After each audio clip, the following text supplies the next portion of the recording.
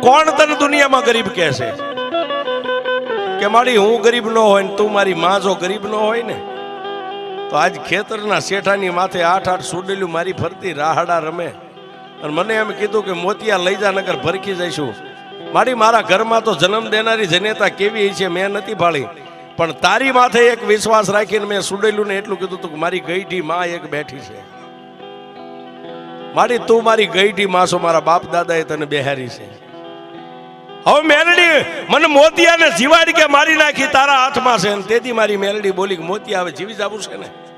કે મારી એ તો તારા માથે હવે તારા ભરોહે છોડી દીધું જીવન.